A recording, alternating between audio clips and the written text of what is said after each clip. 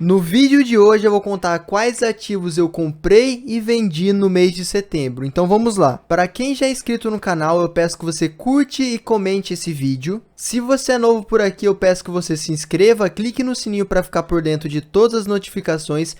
Curta e comente o vídeo para a gente atingir mais investidores. Bom, primeiramente eu vou fracionar esse vídeo aqui em duas etapas. A primeira a gente vai entender o contexto das empresas que eu comprei. E a segunda a gente vai entender os aportes de fato. Investidores, mês bem turbulento que nós passamos na Bolsa de Valores, não é mesmo? Começamos o mês bem com uma forte alta, seguida de uma grande correção, o que resultou a considerar do primeiro dia do mês ao último dia de negociação do mês a uma queda de quase 1% na Ibovespa. Tivemos diversos fatores que influenciaram essa correção que aconteceu no Ibovespa e esses fatores a gente comentou no último vídeo. Então se você não viu, peço que você termine esse aqui e corra lá para ficar por dentro do porquê que a bolsa está caindo, beleza? Vamos para o vídeo. Primeiramente é importante a gente comentar que a gente teve uma queda na taxa básica de juros, que é a Selic, de 13,25 para 12,75, uma queda de 0,5 pontos percentuais. É natural que haja essa queda na taxa Selic, justamente porque a alta da Selic influencia tanto na redução do crescimento econômico, quanto na redução de investimentos por parte das empresas. Quando a gente tem a Selic muito alto, isso desestimula os investimentos porque eles se tornam mais caros, além de fazer com que empresas que já possuem dívidas fiquem ainda mais endividadas, correto? Então, considerando esse cenário, a gente tem que entender que a queda na Selic impacta diversos segmentos, entre eles os setores bancários e os segmentos financeiros. Eu vou te explicar o porquê disso. Imagine o seguinte cenário, você tem em torno ali de 50 mil emprestados para uma pessoa e você vai receber uma taxa de 13,25% ao ano. Vamos imaginar esse cenário para te explicar de maneira simples. Com essa taxa de juros, você estaria recebendo ao ano mais ou menos R$ 6.600 de juros, correto? Isso desconsiderando o imposto de renda que você teria que pagar. Com o atual cenário agora da Selic, você teria uma rentabilidade considerando 12,75% ao ano de mais ou menos R$ 6.400. A diferença exata daria R$ 250, correto? Agora imagine o seguinte cenário, um banco que tem 500 milhões ou mais emprestados. Isso impactaria em mais ou menos 2 milhões e 500. Você consegue ver a diferença de acordo com a proporcionalidade do investimento e o porquê que isso influencia diretamente o retorno dos bancos? E o resultado dessa queda na Selic é uma diminuição nas cotações dos bancos. Então a gente teve todos os bancos dentro do Ibovespa com queda nesse mês de setembro. Eu vou falar para vocês quais foram as quedas mais representativas. Vamos lá. Banco do Brasil teve uma queda de quase 1 ponto percentual no mês de setembro. A parte do Bradesco teve uma queda de quase 5 pontos percentuais no mês de setembro. O Santander teve uma queda de quase 5 pontos percentuais também no mês de setembro.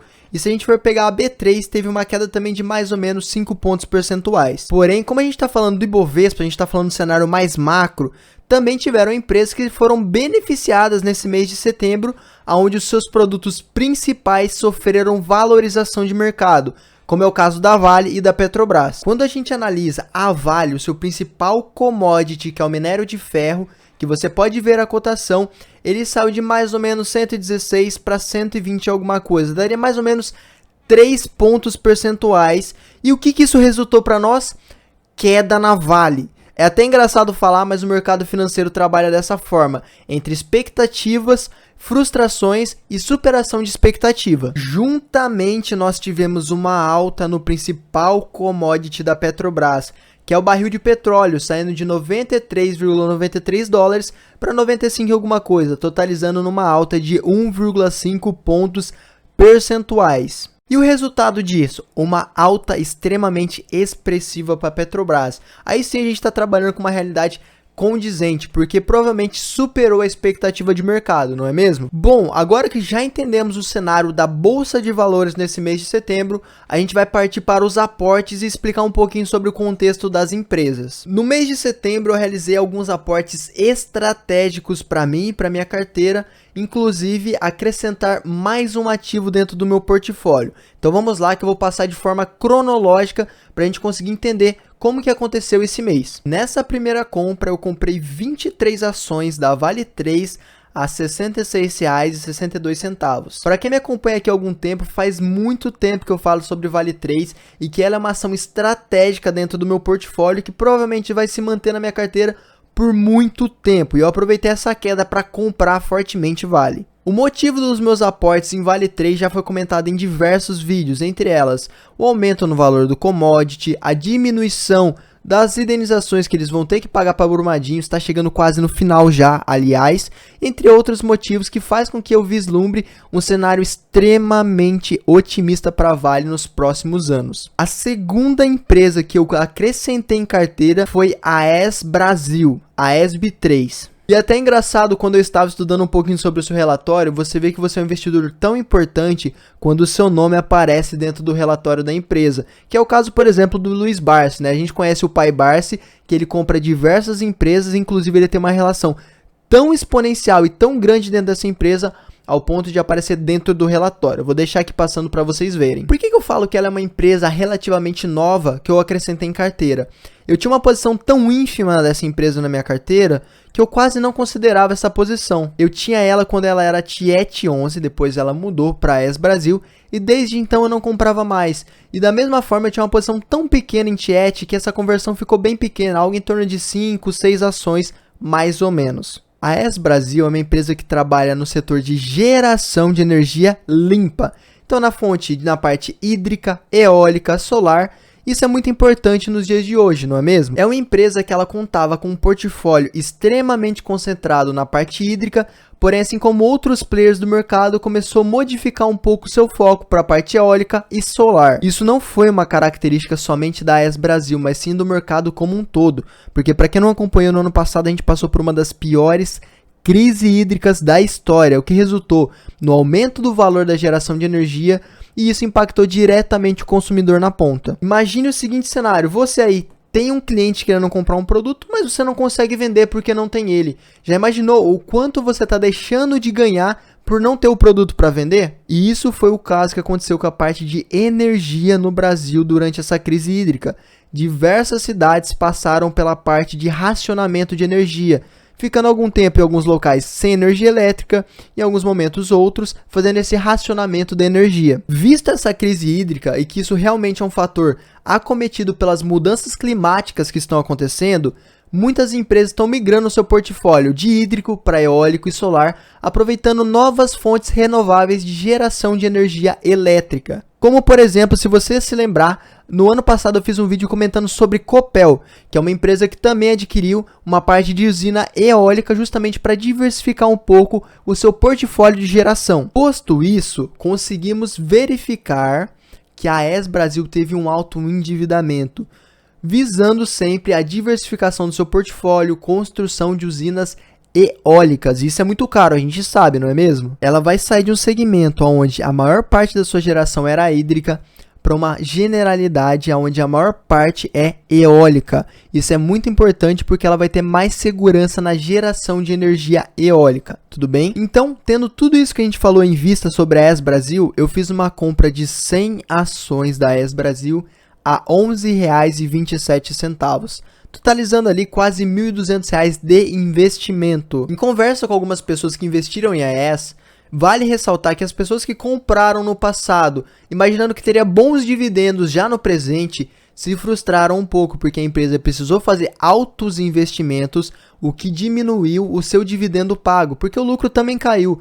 Na teoria, quanto mais investimento você faz no presente, menos lucro você tem no presente para ter mais lucro no futuro, correto? Vale ressaltar que investimentos focados no longo prazo geram custos excessivos e altos investimentos no presente e que poderão gerar no futuro resultados promissores para os investidores. Trazendo como exemplo, alguns desses projetos da AES Brasil vão ficar prontos em 2023, no último trimestre, e no começo de 2024. Vou deixar passando na tela para vocês de acordo com o relatório dela.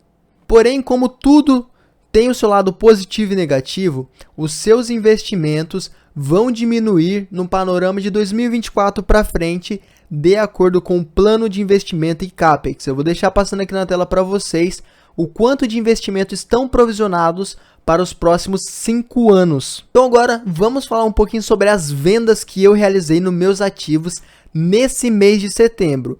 Lembrando também que eu vou falar um pouco sobre as compras que eu fiz utilizando o dinheiro dessas vendas, tudo bem? Eu tirei 2 fundos imobiliários da minha carteira nesse mês de setembro, sendo eles Vino11 e BCFF11. Vale ressaltar que essa venda não está vinculado à perda de fundamento dos ativos, mas sim sobre a minha nova estratégia, que eu vou focar mais em ações do que em fundos imobiliários, tudo bem? Porém, também quero ressaltar aqui que eu, Leonardo, considero que existem opções melhores dentro do que o BCFF e o Vino11 se propõem a fazer, a preços mais descontados também. Se eu fosse comprar fundos imobiliários, provavelmente eu faria uma realocação em outros ativos. A liquidação total desses 2 ativos na minha carteira me trouxeram de volta mais ou menos R$ 1.500 para serem reinvestidos em outros ativos. Então eu aproveitei esses R$ 1.500 e os dividendos, que foram excelentes nesse mês de setembro, para comprar novos ativos também. Eu fiz uma alocação em 2 ativos que eu já falei para vocês. Eu comprei 13 cotas de Vale 3 e 88 cotas de AES Brasil. Eu vou deixar passando para vocês agora na tela um print das minhas compras e vendas desse mês. Lembrando que eu utilizo o Status Invest para acompanhamento da carteira. Se você acompanhou até aqui, vale ressaltar que esse vídeo não tem o menor intuito de ser uma recomendação de compra ou de venda para você. Eu só estou falando o que eu estou fazendo e comentando um pouco sobre esse mercado que eu tenho tanta paixão e estudo todos os dias sobre ele. Sem mais, se você viu o vídeo até aqui e ele te agregou de alguma forma, eu peço que você considere deixar o seu like e seu comentário para que a gente consiga expandir e atingir mais investidores. Se você não é inscrito aqui e esse vídeo te agregou de alguma forma, eu peço que você se inscreva. E se ele não te agregou, peço que você deixe nos comentários um feedback de melhoria. Com esses feedbacks de melhoria, a gente consegue melhorar continuamente e trazer vídeos de cada vez mais qualidade para vocês. Agradeço a todos pela atenção e fiquem com Deus.